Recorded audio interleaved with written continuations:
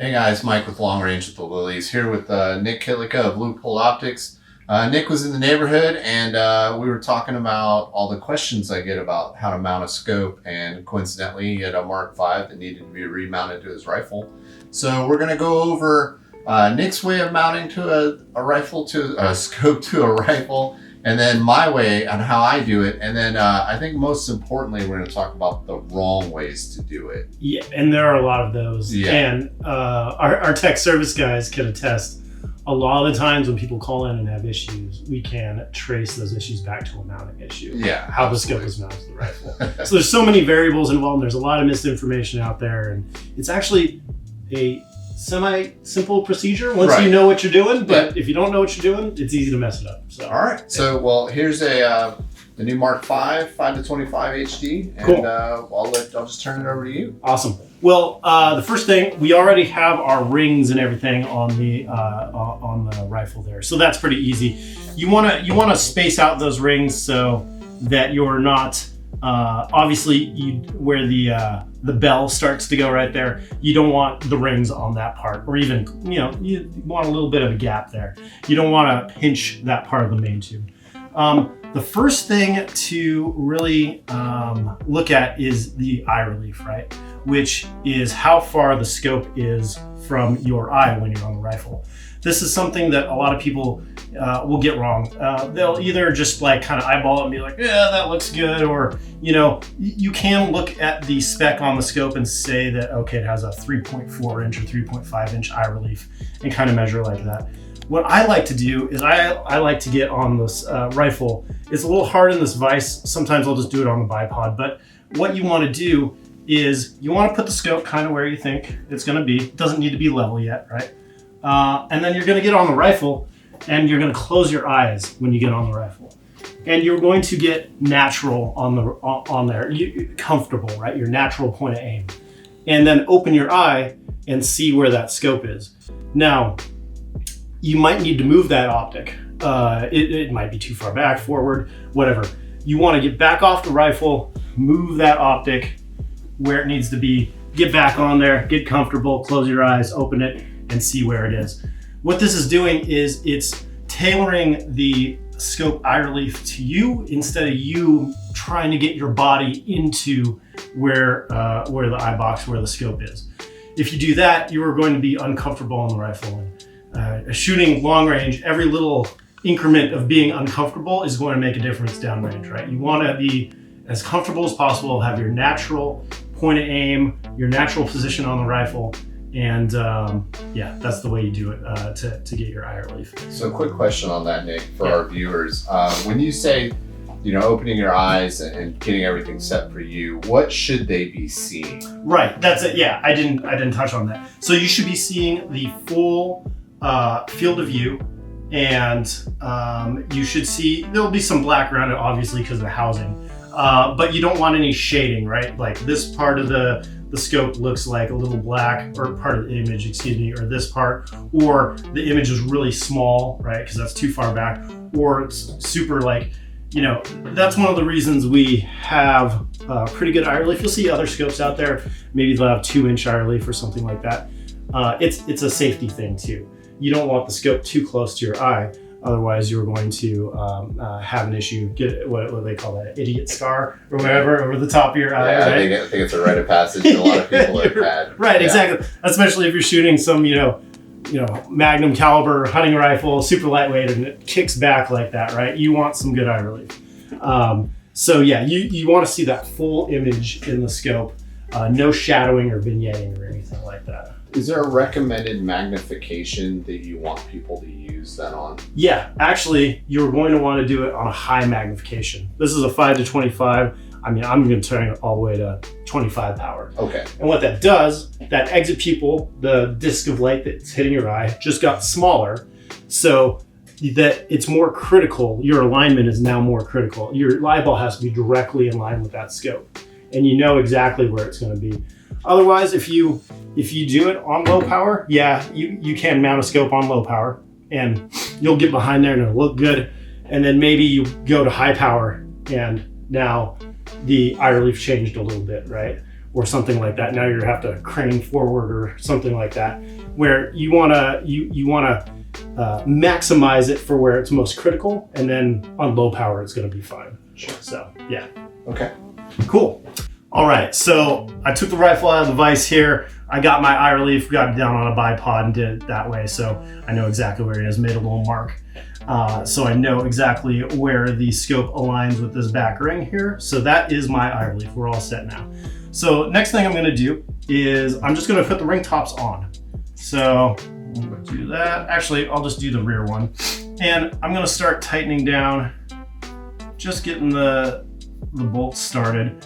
Now, with not going too far on each side, because you want the gap on each side to be pretty equal. You don't want the ring to be touching the ring bottom on this side and a big gap on that side.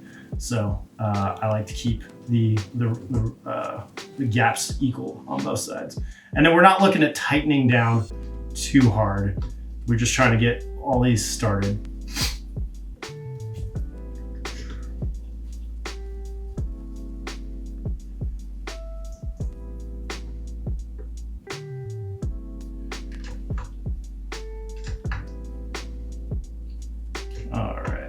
So now we're right there. Now I'm gonna give it a little more pressure on this side and kind of feel, there we go. So there's a little resistance. That way the scope's not gonna slide back and forth, but I can still rotate it because the next step is critical, of course, leveling the scope.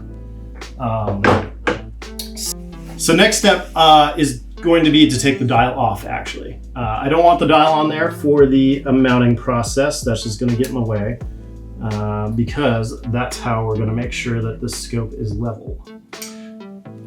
So I think there's a good talking opportunity here. I see a lot of guys that they'll put their cap will still be on and they'll just grab like an old kind of bubble level and they'll just slap it on there and they'll try and level the turret off of the cap. Yeah. And you guys recommend against that. Yeah, correct? yeah, exactly. So the critical part is actually, you know, we refer to this as the adjustment a lot. This is actually just the cap. The actual physical adjustment is under the cap. It's this post right here. Okay. And that's the part, that's the screw that's pushing against the erector system up and down. Okay. And that is the critical part that you're leveling off of. There can be, you know, these are machined, they're precision parts, but there could be stacking tolerances, right? Or, you know, you put your dial on and maybe, you know, you can see it moves just a little bit. Maybe you tighten it down and it's up a little bit on one side. Okay. And now, you know, of course, everything plays a difference when we're talking, you know, 800,000, 1,200 yard shots. Sure. Right? And that little bit of deviation could throw you off. And yeah, in fact, we actually did a video on rifle cant. Yeah. And if you were off vertical, how much it would affect your dispersion of your bullet. So it's the same thing if your reticle is mounted crooked or your scope is mounted crooked and you're dialing on an off axis, you're basically doing mechanical cant at that point. Exactly. Okay. Exactly. So yeah, and I know some people too. They would like to, you know, they say like level off the bottom of the scope. Same thing there. It's going to be close, but it's not going to be as precise as going off the adjustment. There could be some stacking tolerances from the bottom of the scope, and the bottom of the scope isn't designed to be leveled off of in the mechanical design. So again, your adjustment's the best bet. Or like we were talking about, there's some different ways too. We'll tackle that in a little bit, how Mike does it. So, all right, so now to get the scope leveled. So we put this long range arms electronic level on there, super precise. So I can see that it's green and it's got the bubble there. So yep, you can see it there. So I'm right in the middle. All we're doing with that, you know, let me hop in, is clarifying that our action is level at this Correct. point. Yeah, because the meat of it is we're trying to level the action to the adjustment. Okay, so we're really just establishing a datum. Yeah. Okay. Exactly. So that's our datum that we're going to go off of. And now I can just take a level. I'm going to put it straight on the cap right there. And I'm going to turn this until we are dead nuts in the middle. And there's lots of different ways. I know Wheeler makes a kit with like 3 levels that you use. I've seen some other ones with dials. There's a billion different ways to do it. Yep. But the desired end state is that the reticle and the scope itself is level to both the action and the horizon. Exactly. Okay. Exactly. Yep. So, and I've even had people go, I just level by eye, right? I just bring it up and, it's like, maybe, but... We're not going to get into bubble levels. There's a whole thread on Sniper's Hide about how you may or may not need a bubble level. Me personally, I am always going to trust an instrument when I'm doing something of this critical in nature, because if this is off, it's going to throw everything else off. This is not calibrated. No, not at all. Not at all. So, all right. So now we got level. Now we're going to snug down our rings just a little bit more, because I don't want our level getting screwed up.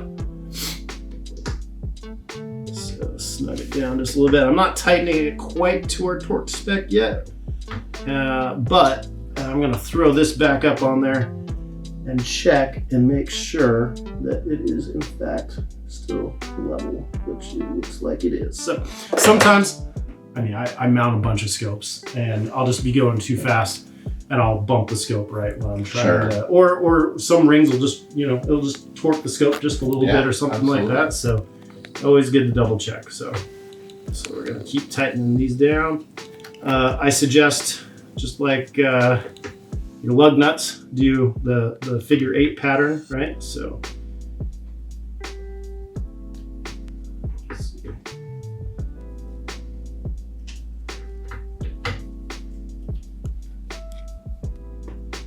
So there's our first click. And then for our rings and scopes, we're doing 26 inch-pounds, not foot-pounds, inch-pounds. So I think if we got to 26 foot-pounds, we'd be shearing some screws. Yeah, some people will, we'll put the bar on there and get that thing. It doesn't take a lot. Like 26 inch-pounds really isn't that much. No. And it's, but that scope's not going to move.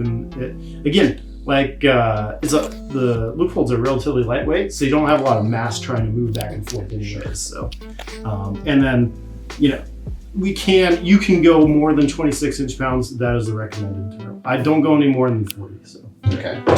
Good to know. All right. I'm going to put the front ring on. My front ring has our Delta Point mount on it. So kind of a cool little piece of kit here. Basically the idea being that I have a red dot for an alignment tool. Which comes in handy when we're trying to engage, several targets. Maybe you got to swing, you got to find your targets.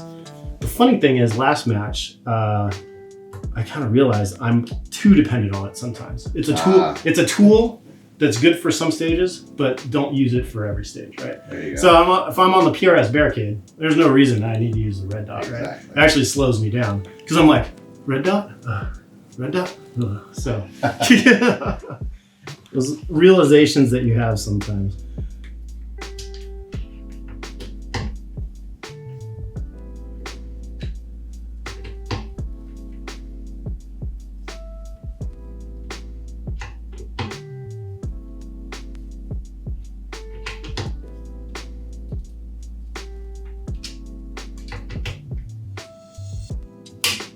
Here we go.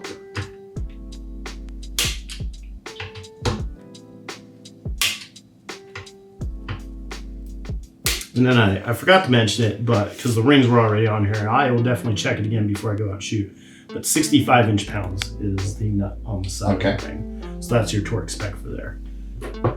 All right, so we got it all mounted up. We got our eye leaf, we got it leveled, we're good to go. Sometimes I don't even throw the dial back on, because when I go to sight this in, I don't actually put the dial back on because the dial has a stop in it, right? Right. But this has a full range of travel, right? So I can just take a flathead or my knife and I can make adjustments left, right, wherever. So yeah, that way we get a lot of calls sometimes. It's like, hey, I just got my Mark V. I'm so excited I got it mounted up. and it ran out of travel when I'm trying to sight it in. Yeah, because the cap is still on. Right. Zero. Yeah, they just it just that makes sense. it just hit the stop. All I gotta do is take the cap off. I mean, if you want to have the cap on, great. Just loosen these two. Slide it. Put it 180 degrees that way. Tighten it back down. Now you have more travel, right? There we go. Yeah. So there you go. Okay. So now that we've discussed how you mount, let's talk about some of the ways you recommend against some of the things you've seen. We've covered a couple of them. Were there any more you wanted to cover? Yeah, definitely. Yeah, the eyeballing it, doing that, the torquing too much, the not getting your eye relief right. We talked about that. One I didn't talk about was sight height, right? Okay. This guy DM'd me the other day on Instagram. He's really proud. He just built this new rifle. He showed it to me. The gap between the barrel and the scope, bottom of the scope was like that big. Which, okay, yes, these scopes, the long range ones, probably do have enough travel. They have enough travel to overcome that. But I'm worried about position, right, on the rifle. Sure. Now I'm up like this. Now it's a chin weld, not a cheek weld. So getting the right ring height for your setup is super important. You can see here we have very minimal area in between the barrel. You don't want this sitting on the barrel either. Now you're messing with harmonics and stuff like that. Right, exactly. But you want to get as close as possible. So getting the right ring height is important. This year we started making the 35 millimeter Mark IVs in medium height also. Okay. So we got medium, high, and super high. So between those three, there'll be the right one for you. So. And which rings are these? Those are the Mark IV aluminum rings. Okay, which height though? I believe those are the highest. Okay, and they clear your barrel. Even with the sunshade, you probably have a 1/4 of an inch there of clearance on a pretty thick contoured barrel. Correct, yeah. Just for reference for other people out there looking. Right. So if you had a different contour that was smaller, you might go down to a medium ring or something like that if you want. So, makes sense. Yeah, so those are the big ones there. Really, I know a lot of people are intimidated by mounting their own scopes. Yeah. But it's really something that is beneficial for you to learn. Especially, if you're out there at a match or in the field and there's no one there to help, now you know how to fix your own kit, right? Or fix your own setup, and not being reliant on, anyone else. So it's an important skill to have. Yeah. And once you figure it out, it's fine. Yeah. Yeah. So I do things a little differently. Yeah. One thing we always do, and everybody recommends doing, is plumb bobbing your reticle. So basically what guys will do is they'll go out, they'll get their rifle good and level in a rest or on a bag in a bipod, and they'll ensure that a plumb bob hanging off the target is in line with their reticle. And basically they're just making sure the reticle is level and double checking everything we did mechanically. Right, against real world, conditions. Because gravity always works. Yeah. So another thing that I like to do, just here in the shop, so I find that before I drive all the way to the range and then come back, is I do it here at the house. So I have a laser level that I've installed here on my cabinet here against that blank white space. Nice. And what I do is I take a super bright flashlight. This is a Surefire weapon light, so it's pretty bright. And I shine it through the reticle. And as you can see, it projects an upside down image of your reticle there.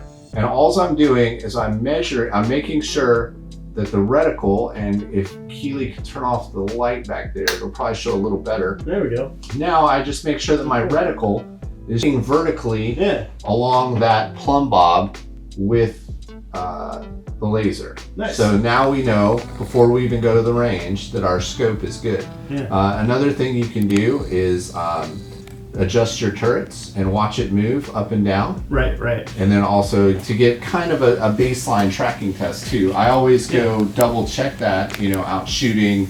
I have a tall target that I use to measure my tracking. That's a really cool way, and it actually replicates what we do in the factory. So basically we just made a poor man's collimator. Yeah, basically. So we have high-tech video collimators that are taking video down the scope, and you can see the reticle on a target, and we do tracking tests moving up and down. So we're literally just doing the same thing here. That's really cool. Yeah. All right. Well, Nick, thanks for coming out. Thanks for showing us this. We need to get your rifle out and get to shooting. Yes, we do. So, guys, thanks for watching. We love having experts on. Obviously, Nick is an expert in his field working for Leupold and sharing their knowledge with all of you guys. So if you like what you see, make sure you're hitting that like button, sharing with your buddies, and if you hit the little bell icon, it'll give you notifications every time we post, and then you can subscribe to the channel as well to get notifications on when we post new videos. So we'll see you out there soon, guys.